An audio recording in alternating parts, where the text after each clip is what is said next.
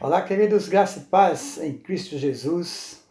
Mais uma vez estamos aqui para louvar o Senhor, para exaltar o seu nome e aprender com a sua palavra. Seja bem-vindo aqui comigo e que Deus continue a nos conduzir e nos abençoar. E desde já, obrigado por sua presença, obrigado por sua atenção e que o Senhor abençoe sua vida, que o Senhor ilumine a sua mente para que você possa aprender um pouco mais do que Deus tem a lhe mostrar, a lhe ensinar através do texto que nós vamos hoje estudar, dando continuidade ao nosso estudo na primeira carta do apóstolo Paulo à igreja de Corinto. Vamos orar e em seguida vamos louvar o Senhor.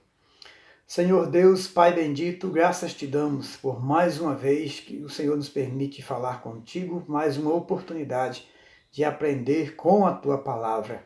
Que o teu Santo Espírito nos direcione, nos capacite a entender, Senhor Deus, com clareza, tudo aquilo que deseja que vivemos, para melhor atender, Senhor Deus, os propósitos que tem para cada um de nós, como tua igreja, como os teus filhos, que possamos viver sempre, ó Deus, em obediência e temor a ti, na direção da tua palavra, e que Jesus Cristo seja conhecido através de nós. Assim, ó Deus, nós oramos e agradecemos em nome de Jesus. Amém. Querido, Deus está no controle, não esqueça. E grandes coisas Ele tem para a minha vida, Ele tem para a sua vida, se você crê. Não importa as circunstâncias, Deus tem grandes coisas para nós. Vamos louvar o Senhor com esse cântico, Grandes Coisas.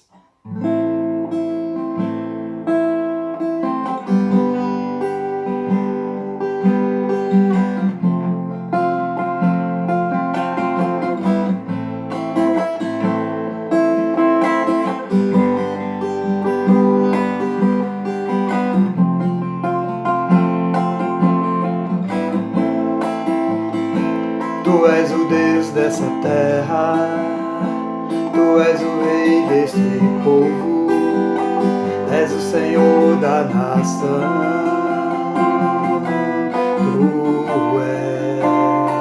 Tu és a luz deste mundo, esperança para os perdidos. Tu és a paz dos cansados.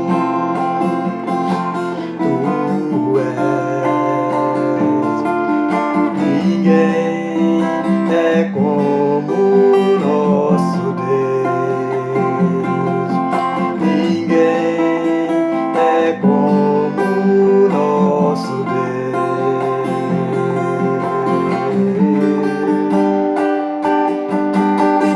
Grandes coisas estão por vir, grandes coisas vão acontecer nesse lugar.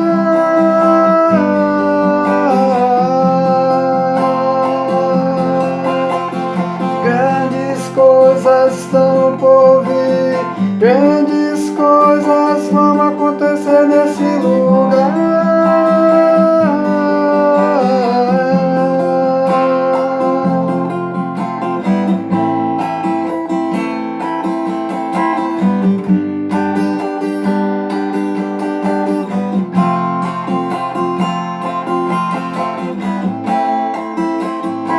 Tu és o Deus deste terra, Tu és o Rei deste povo, és o Senhor da nação.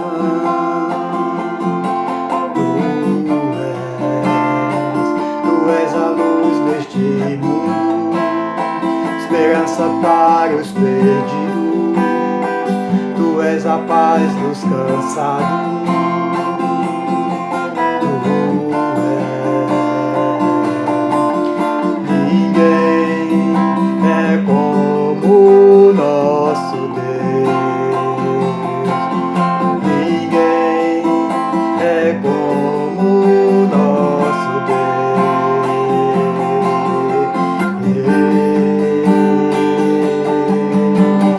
Grandes coisas estão por vir,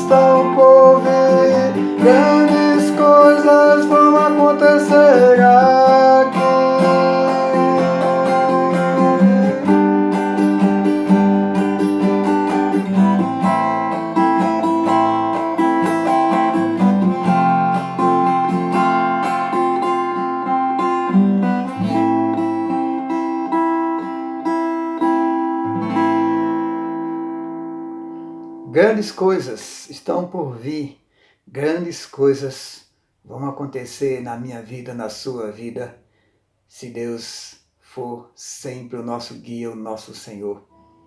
Deixa Ele conduzir sua vida.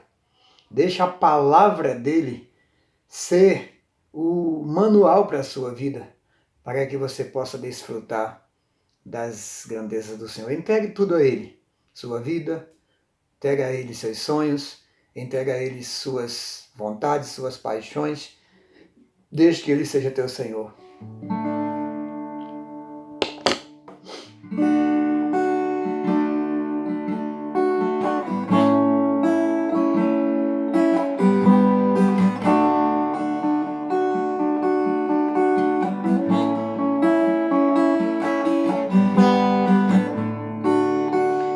Do meu coração e tudo que há em mim, entrego meu viver por amor a ti, meu Rei. Meus sonhos rendo a ti, os meus direitos dou, orgulho vou tocar pela vida do Senhor.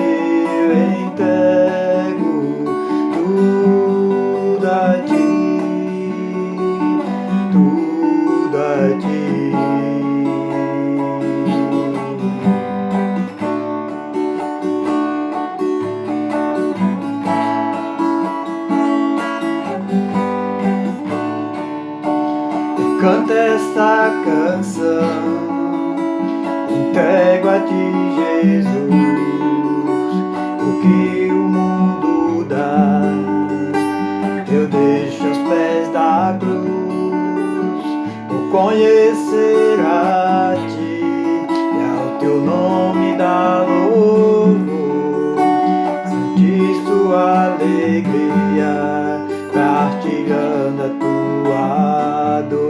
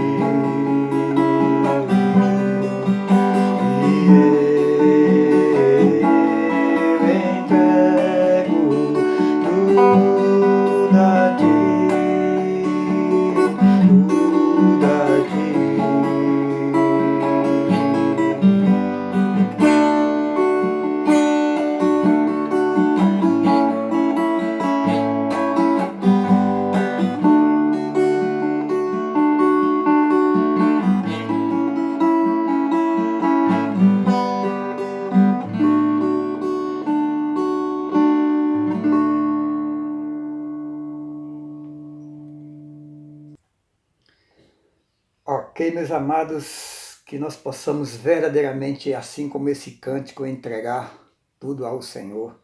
E olha, felizes serão os que assim fizerem, conforme diz, né, a palavra do Senhor, lá em Mateus capítulo 16, né, versículo 24 e 26, 25 e 26, que é aquele que perder a vida, né, no sentido de que o mundo acha, por amor ao Senhor, esse achará a vida.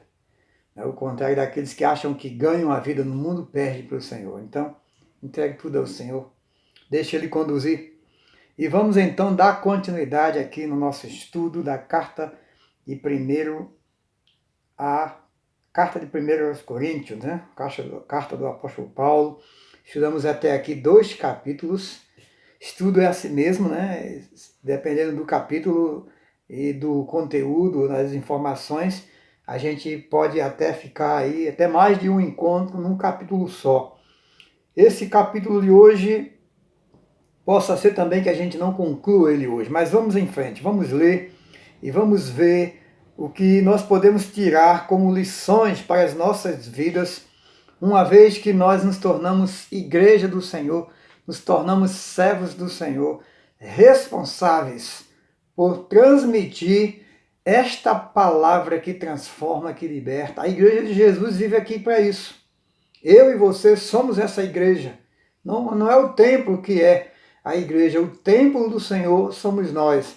E exatamente sobre isso hoje também que esse capítulo, entre outras coisas, vai falar para nós, para mim e para você. Então esteja atento, acompanhe comigo a leitura e vamos aprendendo aqui conforme o Senhor nos conceder a graça de aprender com a sua palavra. Leiamos. Irmãos, não vos pude falar como pessoas espirituais, mas como pessoas carnais, como crianças em Cristo. Ou melhor, como crianças em Cristo. O que vos dei para beber foi leite, e não alimento sólido, pois não podias recebê-lo. Nem mesmo agora podeis, porque ainda sois crianças, ou melhor, ainda sois carnais, visto que há inveja e discórdia entre vós. Por acaso não estáis sendo carnais, vivendo segundo padrões puramente humanos? Pois quando alguém diz, eu sou de Paulo, e outro, eu sou de Apolo, não estáis agindo segundo padrões puramente humanos? Quem é Apolo? E quem é Paulo? São apenas servos por meio de quem crestes, conforme o Senhor concedeu a cada um. Eu plantei, Apolo regou, mas foi Deus quem deu o crescimento. De modo que nem o que planta, nem o que rega são alguma coisa, mas sim Deus que dá o crescimento. O que planta e o que rega trabalham com o mesmo propósito, e cada um receberá sua recompensa segundo o seu trabalho. Porque somos cooperadores de Deus, e dele sois lavoura e edifícios, segundo a graça de Deus que me foi dada. Lancei o alicerce como sábio construtor, e outro constrói sobre ele. Mas cada um veja como constrói, porque ninguém pode lançar outro alicerce além do que já está posto, o qual é Jesus Cristo.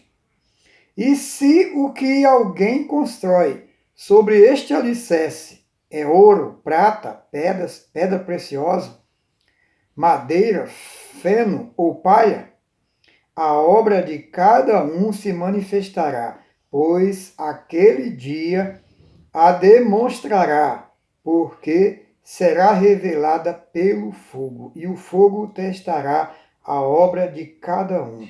Se a obra que alguém construiu permanecer, este receberá recompensa.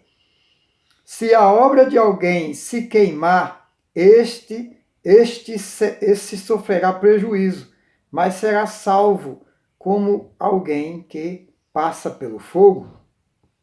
Não sabeis que sois santuário de Deus e que o Espírito habita em vós? Se alguém destruir o santuário de Deus, este o destruirá, pois o santuário de Deus sois vós. Pois o santuário de Deus, que sois vós, é sagrado. Ninguém se engane. Se alguém dentre vós se considera sábio, nesta era torne-se absurdo para vir ser sábio, porque a sabedoria deste mundo é um absurdo diante de Deus, pois está escrito: Ele ponha os sábios em sua própria astúcia. Ou melhor, ele apanha os sábios na sua própria astúcia. E ainda, o Senhor conhece os pensamentos dos sábios, que são fúteis. Portanto, ninguém se glorie nos homens, porque todas as coisas são vossas. Seja Paulo, seja Apolo, seja Cefas, que é Pedro, seja o mundo, quer a vida, quer a morte, quer as coisas presentes, quer as futuras. Todas as coisas são vossas, e vós sois de Cristo e Cristo de Deus. Então, amados, aqui está a leitura. Aí nós vamos procurar aprender um pouco mais de acordo com a leitura desse capítulo 3. De acordo com o tempo que tivemos aí, vamos aqui andando, mergulhar aqui nesse texto para que a gente tenha o melhor ensinamento possível para as nossas vidas. Perceba que Paulo ainda continua, né, chamando a atenção da igreja com relação a esse anseio de alguém exibir conhecimento, sabedoria e também de alguém se amparar nessas pessoas, vendo elas como aí um modelo, ou até nem tanto como modelo, mas colocando nessas pessoas talvez a sua esperança de vida, talvez as suas expectativas de fé, achando que essas coisas seriam importantes para eles. Então Paulo, em todo tempo, ele é enfático em desconstruir, né, esse pensamento de que tudo se deve ser feito, tudo deve ser baseado na sabedoria do homem, né, nos critérios humanos, mas tudo não, dessa forma não, tudo deve ser feito baseado na sabedoria que vem de Deus. E Paulo, mais uma vez aqui, fala dessa questão, dessa divisão que estava havendo na igreja de Corinto, né, por questões de escolhas de alguns que preferiam Paulo, outro preferia Apolo, outro preferia Pedro, e aí vai. Né, já que era comum, né, para um povo de cultura grega escolher os deuses a quem servir e admirá-los. Se alguém, né, ou até mesmo um filósofo, alguém que era considerado bom, né, aos olhos deles, né, naquilo que fazia, esse era o seu admirador. Então Paulo tenta tirar isso da mente desse povo para que eles se voltassem para Jesus, porque Jesus é a base de tudo. E o evangelho que Paulo pregou a eles não era um evangelho condizente com essas coisas, mas um evangelho que os direcionava a Jesus, porque só Jesus era o salvador deles. Então, conforme aqui o capítulo 3, logo no título desse capítulo, diz que o espírito mundano causa divisões na igreja. Perceba que quando o crente não se atenta para viver os conceitos bíblicos, é normal que os conceitos do mundo direcionem sua vida. É normal que os conceitos do mundo determinem sobre o que ele faz, sobre o que ele pensa, sobre o que ele fala. Por quê? Ele está apoiado nesses conceitos. Então é importante que nós entendamos como igreja, uma vez salva por Jesus, transformada por sua palavra, devemos viver de acordo com a palavra, direcionado pela palavra. Agora não sou mais eu, mas Cristo vive em mim, não esqueça disso. Né? De acordo com Gálatas 2:20, não vivo não mais eu, mas Cristo vive em mim, e a vida que agora vivo na carne, vivo-a na fé do Filho de Deus que me amou e se entregou por mim. Eu estou na carne ainda, vivo na carne, vivo nesse corpo, sujeito à doença, sujeito à decepção, sujeito à tristeza, sujeito a tropeço, sujeito a quedas, a errar, a pecar. Mas eu preciso entender que uma vez que eu entreguei a minha vida a Jesus, eu crucifiquei essa carne juntamente com Cristo na cruz. E agora não devo mais alimentar esta carne que insiste em fazer valer os seus desejos, os seus conceitos. Ora, se eu crucifiquei em Cristo, eu devo viver agora em Cristo. Por isso o apóstolo Paulo escreve assim aos crentes da Galácia: vivo não mais eu. Não é o Paulo mais, ou o Saulo diante, né, que perseguia a igreja, que se achava, né, o dono da verdade em algumas circunstâncias. Não, não sou mais eu. Não é mais o João, não é mais você, meu amado. É Cristo na sua vida. Deixa que Jesus o conduza. Então, de acordo com esse conceito, viva na direção das suas palavras. O que ele orientou? Qual foi o conselho de Jesus para aqueles que o seguem? Buscai primeiro o reino de Deus e a sua justiça, e todas as demais coisas vos serão acrescentadas. Não é isso? Está lá em Mateus capítulo 6, versículo 33. Então não é mais os conceitos do mundo que eu tenho que praticar, não. Não é mais o que o meu amigo diz que eu tenho que obedecer, não, que eu tenho que fazer, não. Não é mais o que a minha mente humana diz que eu tenho que fazer, que eu vou fazer, não. Mas é o que a palavra de Deus me diz. O que fazer, como fazer, quando, com quem, onde. Meu querido, esteja atento a isso.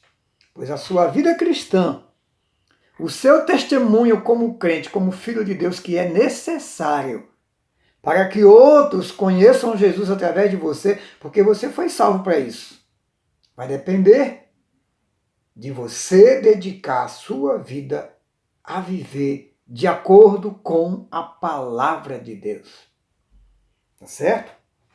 Então Paulo está aqui, mais uma vez, chamando a atenção dos irmãos para que não se apegassem a conceitos mundanos, a não se apoiar em conceitos humanos, a não se apoiar em homens, mas no Senhor, na sua palavra. Então Paulo continua o diálogo com a igreja de Coríntio, intensificando ainda mais a questão da imaturidade existente no seio desta igreja, porque era uma igreja imatura e tinha até os seus motivos para isso, né? Paulo, o apóstolo deseja ver esta igreja amadurecida. Por quê? E para quê? Para que esta seja uma luz em meio a densas trevas, principalmente espirituais, que era um fato real na cidade de Coríntio. Uma igreja, ou melhor, uma cidade que servia a diversos deuses, uma cidade, povo com a mente, com uma religião politeísta, né, que servia a diversos deuses que nem eram deuses. Um povo dado à fantasia, um povo dado à luxúria, um povo dado à depravação sexual e tudo mais, desrespeito ao próximo. Então, um povo que por toda a sua vida viveram essa vida de escuridão, de trevas. E agora ele tem um povo em meio a esse que conhece Jesus, que conhece a palavra de Deus através do apóstolo Paulo, que conhece um novo conceito de vida, mas de repente esse povo, naquele momento que receberam, com certeza se emocionaram, aceitaram de bom grado e Deus os abençoou, mas de repente esse povo começa a relaxar. Esse povo começa a esquecer daquilo que Paulo os ensinou. E começa então a praticar as mesmas coisas de antes que eles praticavam, como todos os demais praticavam. Uma igreja imatura que tinha aí talvez menos de 3 anos, né, da sua fundação até o momento em que recebeu esta carta. Então, assim, era de se entender a imaturidade dessa igreja. Ora, você aceitou Jesus há 1 ano atrás, ou 2 ou 3 anos atrás. Você pode se considerar uma pessoa madura espiritualmente? De maneira alguma. Há muita coisa para se aprender. E eu quero lhe dizer que você não amadurece espiritualmente do dia para a noite. E nem com 1 ano, 2 anos, 5 anos, 10 anos, isso depende muito de cada um, é evidente. Tem pessoas que desenvolvem com rapidez, outras são mais lentas. Isso é indiscutível, né? Mas o certo é que a maturidade cristã, ela se dá à medida em que você intensifica o seu desejo, o seu interesse de buscar Deus na sua vida, de viver a vontade de Deus na sua vida. E como é que você vai saber a vontade de Deus na sua vida? Ora, orando, vivendo em comunhão com Deus, orando, estudando, meditando na palavra, se dedicando. Então, à medida em que você conhece, você quer obedecer. À medida em que você conhece Deus, conhece os seus propósitos para Deus, você quer agradá-lo como um bom filho que se esforça ao máximo para não decepcionar o seu pai. Não é verdade? Ou um bom servo que quer fazer de tudo para agradar o seu senhor. Muito embora quando um servo faz isso na linguagem humana, é chamado de puxa-saco por aqueles que não entendem, né? E nós, quando nós nos esforçamos para buscar o Senhor, para agradar o Senhor, somos taxados do quê? De fanáticos, né? De doidos, de loucos, que só pensam em igreja, só pensam em Bíblia, só pensam em Jesus, em Deus, não tem vida para mais nada. Por isso que eu citei aquele versículo lá de Mateus 16, 25, 26, né? Que muitos acham que você está perdendo sua vida por buscar essa vida cada dia mais no Senhor. Então Jesus diz, aquele que perde a sua vida por amor do meu nome, esse achará. Mas aquele que acha a sua vida, esse perderá. Por quê? Quando você acha que está vivendo a vida no mundo, né, desfrutando dos prazeres do mundo, por não querer agradar a vontade, a palavra de Deus, por não querer agradar a Deus, quando você prefere obedecer os conceitos do mundo, ao invés de obedecer os conceitos de Deus, você está deixando de viver para Deus e vivendo para o mundo. Ora, quem vive para o mundo morre para Deus. E quem morre para o mundo vive para Deus. Então, querido, era o que estava acontecendo na igreja de Coríntio. Uma igreja que recebeu a palavra de Deus, que estava sendo abençoada por Deus, agora está deixando que o mundo penetre no seu meio, no seu seio. E isso dificultava em muito a missão que essa igreja tinha.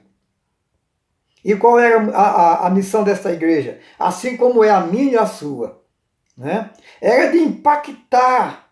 Essa igreja deveria impactar, né? E causar a sociedade no aspecto, né, impactar no aspecto de causar influência à sociedade em que ela estava inserida, causar nessas pessoas influência essa que levasse as pessoas a conhecer Jesus.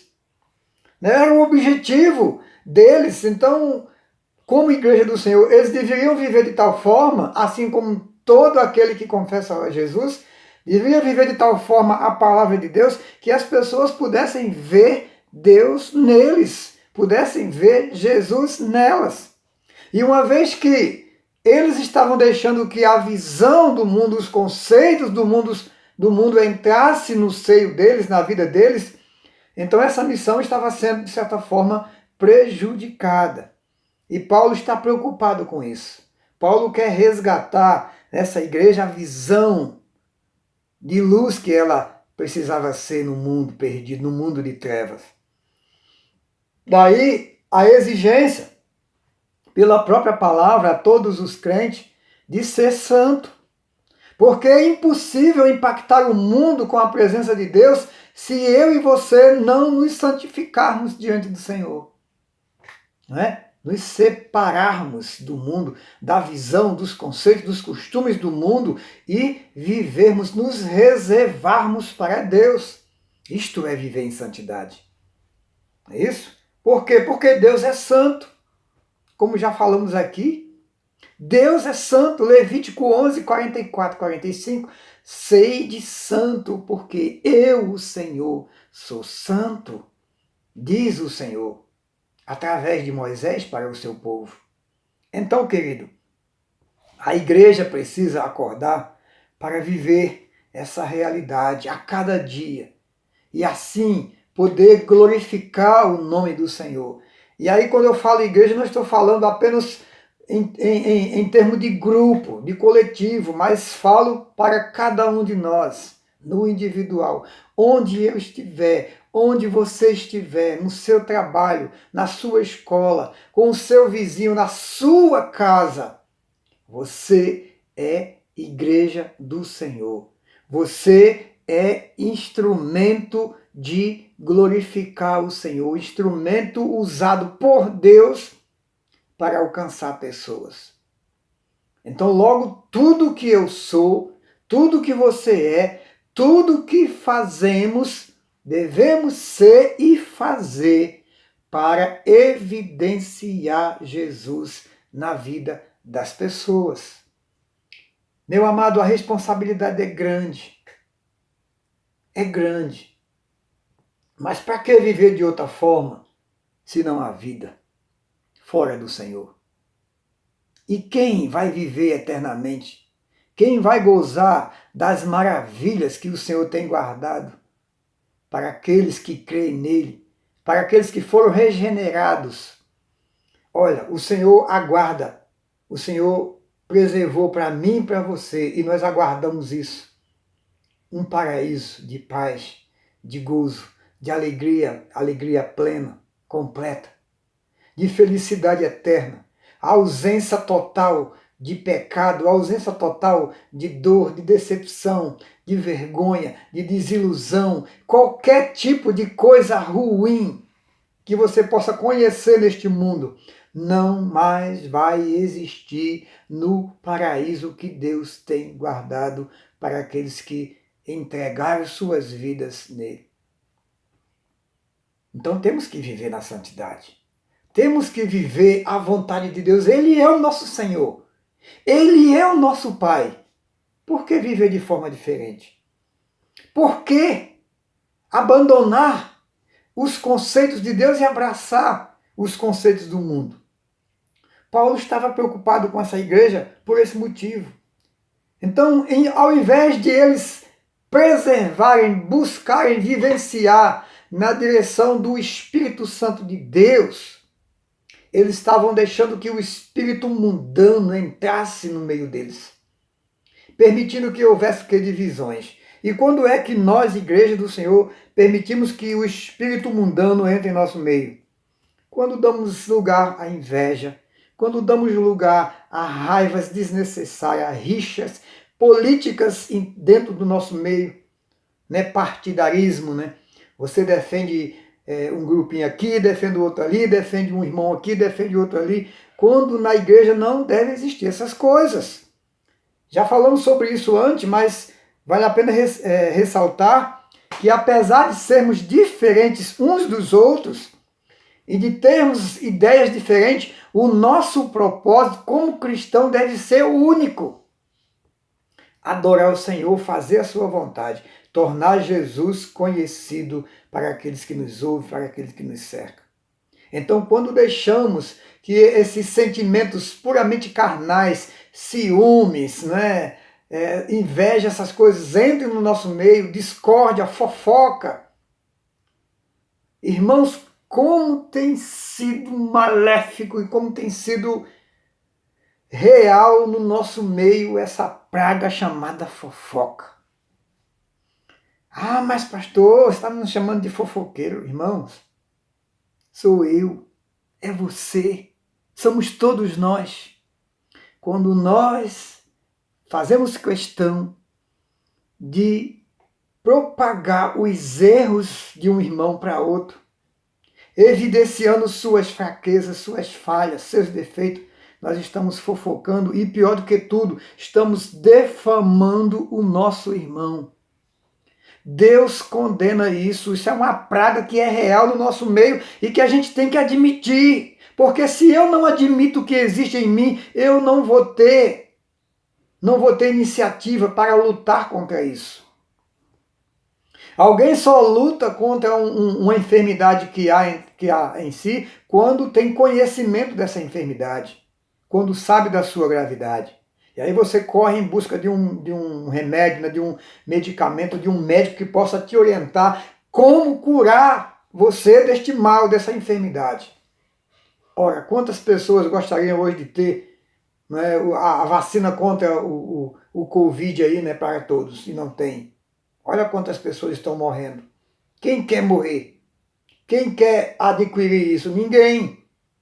Então, meu amigo, a fofoca, o defamar o próximo no nosso meio é uma doença mortal que inflama, que adoece o corpo de Cristo, que é a igreja, e por causa disso ela não cresce, por causa disso ela não emana a luz que deveria emanar. Por causa disso as pessoas não conhecem Jesus através de nós. Então sejamos cautelosos, sejamos rigorosos no aspecto de não gastar nossas palavras para difamar ninguém, para falar de vida de ninguém. Vamos cuidar de nós mesmos. Vamos melhorar diante de Deus. Não vamos deixar que o espírito mundano entre em nossas vidas. Porque ele, quando entra para destruir, entra para causar divisão, causar discórdia. E eu não estou falando de discórdia no sentido de você ter que concordar com todo mundo, com tudo que fala, que pensa. Não. Porque esse é um tipo de discórdia saudável, que você avalia o que alguém disse, avalia o que alguém faz, você não é obrigado a aceitar tudo. Você tem que avaliar para saber se é de Deus ou não. E aí sim, a discórdia é louvável. Mas quando há discórdia no sentido de causar contenda, no sentido de causar divisão, no sentido de ferir um ao outro, essa discórdia é maléfica. Isso procede de um espírito mundano, que muitas das vezes deixamos que ele domine as nossas vidas. É o que estava acontecendo na igreja de Coríntio. Então Paulo enfatiza aqui com muito mais veemência essa questão, para que eles se livrassem dessas coisas. O assunto ainda gira em torno da incapacidade dos crentes de Coríntio entender que a igreja de Cristo tem como base ele próprio que é em Cristo, e não um líder qualquer, por se demonstrar mais simpático do que outro, ou mais inteligente do que outro, ou mais bonito do que outro, ou simplesmente por você gostar mais dele do que do outro. Entendeu? A igreja precisa entender, ela precisa crescer, precisa amadurecer a ponto de ter isso bem claro em sua mente, de que Cristo é a razão de tudo. É o seu alvo, é a sua meta. Não é o irmão fulano, não é o líder, o pastor tal. Todos merecem nosso respeito, todos merecem nosso amor, mas a nossa adoração só a Jesus, não é? A nossa âncora, nosso porto seguro, aquele que vai garantir o nosso lugar diante de Deus, não é igreja, não é homem, não é ninguém, é Jesus. A igreja só conduz, só direciona. E o líder está ali para ajudar. Não é isso? Se você o considera. Agora, cabe a cada um de nós, cabe a mim e a você, crescer individualmente para vivermos o que Deus espera de cada um de nós. Os versos 10 e 11, Paulo nos ensina o quanto é vital e fundamental, né, que o plantador de igreja esteja inteiramente na direção de Deus, para que esta igreja tenha um alicerce construtivo, ou seja, que seja capaz de construir um conceito de vida aos seus adeptos, que os identifique como verdadeiros servos de Deus. Meu amado, como isso aqui é importante. E obviamente que nós vamos parar por aqui hoje. Importante demais que ao fundar uma igreja, o fundador tenha a plena convicção de que realmente Deus o escolheu para fazer esse trabalho. E que, portanto, ele deve ser rigorosamente fiel às Escrituras, à palavra de Deus. Ora, se o fundador da igreja ou o líder da igreja defende mais os seus conceitos, os seus valores, suas ideias, são mais importantes do que os conceitos bíblicos, meu irmão, me perdoe. Não posso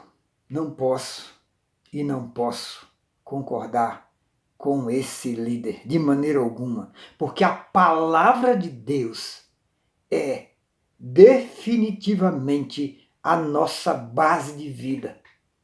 É a base de tudo aquilo que fazemos. Tá certo? E olha, querido, não deixe se enganar. Facilmente eu e você podemos nos iludir com os nossos conceitos próprios, com os nossos pensamentos, que muitas das vezes nos leva a interpretar equivocadamente a palavra de Deus. Então é de suma importância que quem constrói, quem inicia um trabalho, inicie rigorosamente dentro das Escrituras, dentro da palavra de Deus. Porque se ele falhar em alguma parte, ele vai construir algo inadequado.